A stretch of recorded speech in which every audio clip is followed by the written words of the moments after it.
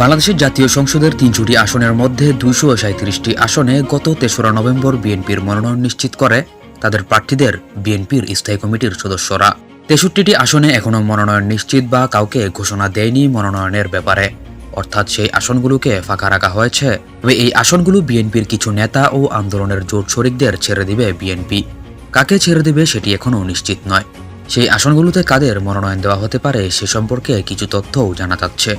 সেখানে আছে বিএনপির কিছু পুরনো জোট শরিকের নেতারা, আছেন বিএনপির অভ্যন্তরীণ কোন্দলের আসনের কিছু নেতারা, এবং কিছু নতুন দল যদি তাদের সাথে জোট করে তারাও এই আসনে মনোনয়ন পেতে পারেন এরকম তালিকায় রয়েছেন। সেক্ষেত্রে বিএনপির সঙ্গে যে নতুন দলের জোট হতে পারে সেটি হচ্ছে জাতীয় নাগরিক পার্টি এনসিপি। এনসিপি জুলাই আন্দোলনের মাধ্যমে গড়ে ওঠা নতুন রাজনৈতিক একটি দল, যা বর্তমানে বাংলাদেশের রাজনীতিতে বহুল আলোচিত একটি নামে পরিচিত হয়েছে। তবে শোনা যাচ্ছে বর্তমানে অন্তর্বর্তীকালীন সরকারের উপদেষ্টা ও জুলাই আন্দোলনের অন্যতম প্রধান সমন্বয়ক আসিফ মাহমুদকে ঢাকা ১০ আসনে মনোনয়ন দিতে পারে বিএনপি। তবে সেটি আসলে কিভাবে সম্ভব হতে পারে? সম্ভব হতে পারে এইভাবে যে আসিফ মাহমুদ অন্তর্বর্তীকালীন সরকার থেকে পদত্যাগ করবে এবং এনসিপি বিএনপির সঙ্গে জোট করবে, আর আসিফ মাহমুদ পদত্যাগ করলে তার জন্য রাজনৈতিক দল হতে পারে এনসিপি। সেক্ষেত্রে ঢাকা ১০ আসনের মনোনয়ন তার জন্য বরাদ্দ করতে পারে বিএনপি, যদি বিএনপির সঙ্গে এনসিপির জোট হয়। তবে ঢাকা ১০ আসনে ইতিমধ্যে বিএনপির ২ জন হেভিওয়েট মনোনয়ন প্রত্যাশী আছেন এবং ঢাকা ১০ আসনটি বিএনপি খালি রেখেছে, মানে ২৩৭ আসনে মনোনয়ন দেওয়া হলেও এই আসনে কাউকে প্রার্থী করা হয়নি, এরকম কাউকে এখানে প্রার্থী করা হতে পারে। এবং এই আসনে বিএনপির ২ জন হেভিওয়েট প্রার্থী হল বিএনপির আন্তর্জাতিক বিষয়ক সম্পাদক ব্যারিস্টার নাসিরউদ্দিন আহমেদ অসীম, আরেকজন বিএনপির নির্বাহী কমিটির সদস্য শেখ রবিউল আলম রবি। তারা দুজনেই এই আসনে জোর কদমে প্রচার প্রচারণা চালাচ্ছেন। এখনও তারা বিশ্বাস করেন তাদের মূল্যায়ন করবে দল। তবে বিএনপি এই আসনে চিন্তা করছে জোট শরিক বা কোনো হেভিওয়েট জুলাই নেতাকে ছেড়ে দেবে। আর যিনি আলোচনায় আছেন সবচেয়ে বেশি তিনি হলেন অন্তর্বর্তীকালীন সরকারের উপদেষ্টা আসিফ মাহমুদ সজীব ভুইয়া। আসিফ মাহমুদ এখনও অন্তর্বর্তীকালীন সরকারের ক্রীড়া ও যুব উপদেষ্টা হিসেবে দায়িত্ব পালন করছেন।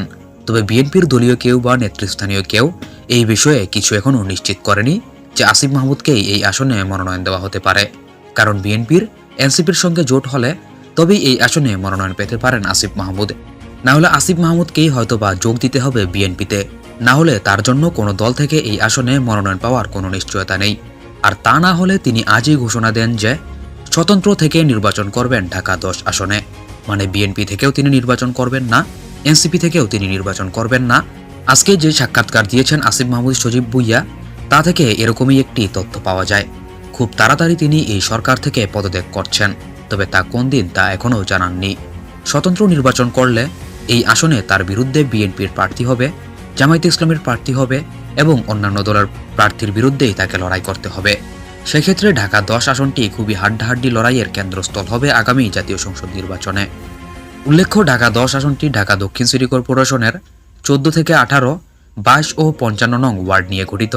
অর্থাৎ যে এলাকা নিয়ে গঠিত তা হচ্ছে ধানমন্ডি, নিউ মার্কেট, কলাবাগান, হাজারীবাগ থানা। এই এরিয়াতেই ঢাকা ১০ আসন। এবং এই আসনে জামায়াতে ইসলামের মনোনীত প্রার্থী হচ্ছেন আইনজীবী জসিমউদ্দিন সরকার। যদিও বিএনপির প্রার্থী কে হবে সেটি এখনও নিশ্চিত নয়, যদি না আসিফ মাহমুদ সজীব ভুইয়া বিএনপির সঙ্গে জোট না করে। তবে আজকের যে কথা তার থেকে শোনা যায় তিনি স্বতন্ত্র থেকে এই আসনে নির্বাচন করতে পারেন, আবার শোনা যাচ্ছে তিনি বিএনপির সঙ্গেও জোট করতে পারেন। তবে শেষ পর্যন্ত আসলে কি হয় সেটিই থাকবে সবচেয়ে বড় প্রশ্ন আসিফ মাহমুদ সজীব ভুইয়ার জন্য। তবে একটি বিষয় তো নিশ্চিত হওয়া গিয়েছে, সেটি হচ্ছে তিনি ঢাকা ১০ আসনেই নির্বাচন করবে, সেটি ১০০% সঠিক। আসিফ মাহমুদ সজীব ভুইয়া এর আগে মুরাদনগর উপজেলা নিয়ে গঠিত কুমিল্লা ৩ আসনের ভোটার ছিলেন। এই আসন থেকে তিনি নির্বাচন করতে পারেন এমনও আলোচনা শোনা গিয়েছিল এর আগে। সম্প্রতি শোনা যায় বিএনপির সঙ্গে তার আসন সমঝোতা হবে এবং সরকার থেকে পদত্যাগ করলে বিএনপিতে যোগ দিয়ে বা এনসিপিতে যোগ দিয়ে তিনি বিএনপির সঙ্গে আসন সমঝোতা করে ঢাকা ১০ আসনের প্রার্থী হবেন। বিএনপি এই আসনের প্রার্থী ঘোষণা না করায় এই গুঞ্জনটি আরও জোরালো হয় এবং আসিফ মাহমুদ আজ এই আসনের একজন ভোটারও হয়েছেন। তবে সবকিছু মিলিয়ে বলা যায় আসিফ মাহমুদ সজীব ভুইয়া ঢাকা ১০ আসনের প্রার্থী হচ্ছেন সেটা নিশ্চিত, এবং তিনি হয়তোবা বিএনপির সঙ্গেও জোট করে এই আসনে নির্বাচন করতে পারেন, আবার স্বতন্ত্র থেকে নির্বাচন করতে পারেন, হয়তোবা এনসিপিতে যোগ দিয়েও তিনি নির্বাচন করতে পারেন। শেষ পর্যন্ত আসলে কোনটি হয় সে সম্পর্কে এখনও কোনো নিশ্চিত তথ্য পাওয়া যায়নি।